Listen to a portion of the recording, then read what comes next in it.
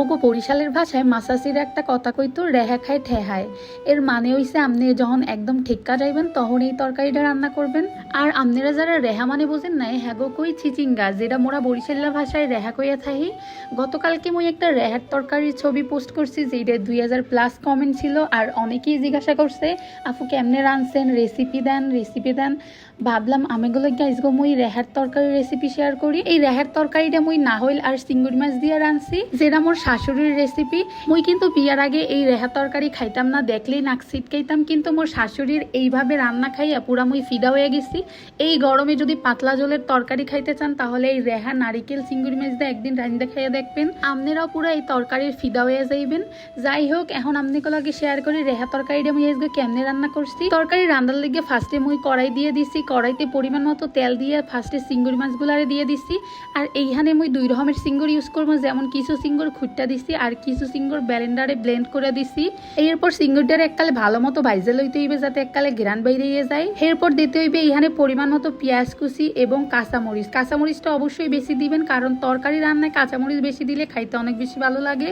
যখন পেঁয়াজ আর কাঁচামরিচ ভাজা হয়ে যাইবে পরে এইখানে দিয়ে দিতে হইবে লবণ এবং হলুদ মরিচের গুঁড়া।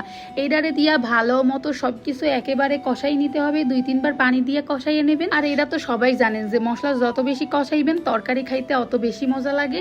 যখন এককালে চিংড়ি মাছটা কষাইনি হয়ে যাইবে এই পর্যায়ে দিয়ে দিতে হইবে এখানে নারিকেল বাটাটা ফ্রিজে আনলে এর লেগে আমি বরফ সহ দিয়ে দিয়েছি। এরপর নারিকেলটারও ভালো মতো কষাই নিতে হইবে। রান্না কিন্তু একটা আর্ট, আপনি যত সুন্দর করে রান্না করবেন খাইতে ঠিকই ততটাই মজা লাগবে। আর আপনারা কিন্তু অবশ্যই আগে থেকে রেহা কুটতে ধুইয়া রাখবেন, তাহলে পানিটা জড়িয়ে যাইবে, কারণ এইসব তরকারিতে হইছে দুনিয়ার পানি থাহে। যাই হোক, এরপর মুই এখানে কুটতে ধুইয়া রাখার রেহাটা দিয়ে ভালো মতো মশলাকে কষাই লইছি। এরপর এইটারে একটা ঢাকনা দিয়ে দিয়েছি, এটার গা দিয়ে যতটুকু পানি ছাড়বে এইটা যতক্ষণে না শুকাই যাইবে ততক্ষণ কষাই লমু এখানে ভালো মতো। যখন কষানি হইয়া যাইবে এখানে দিয়ে দিব জলের লেগে এককালে পরিমাণ মতো পানি। আর এই তরকারিটা যেহেতু একটু জল হইবে এর লিগে আপনারা একটু বেশি পানি দিবেন। অনেকে দেখে রেহা বাইজা খায়, কিন্তু বিশ্বাস করেন মোর এইভাবে রেহা রান্না ছাড়া কোনোভাবেই ভালো লাগে না, অন্য কোনো ভাবে রানলেও মুই খাই না। এই রেহা রান্নাটা মগো বাসার সবাই অনেক বেশি পছন্দ করে। আপনারা যদি কেউ চিংড়ি মাছ আর নাহল দিয়ে রেহা না রাইন্দে থাকেন, এইভাবে একবার হইলেও ট্রাই করে মোরে জানাইবেন যে আমাকে কেমন লাগছে।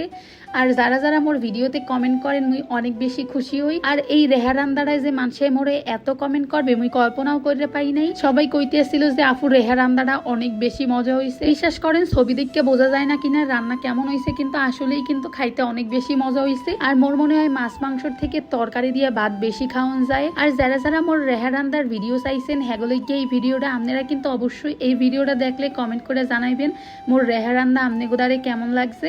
মোর দ্বারে তো অনেক বেশি ভালো লাগছে, কারণ এই প্রথম কিন্তু মুই এই রেহা চিংড়ি মাছ রাঁধছি, এই তুলনায় অনেক বেশি মজা হয়েছে। সবসময় মোর শাশুড়ি রান্না করে, হে যেহেতু অসুস্থ ছিল এর লেগে মোর রান্না করা লাগছে। এই তো ছিল মোর আজকে রেহা রান্নার ভিডিও। ভালো লাগলে অবশ্যই মোরে কমেন্ট করে জানাইবেন। আল্লাহ হাফেজ সবাই রে।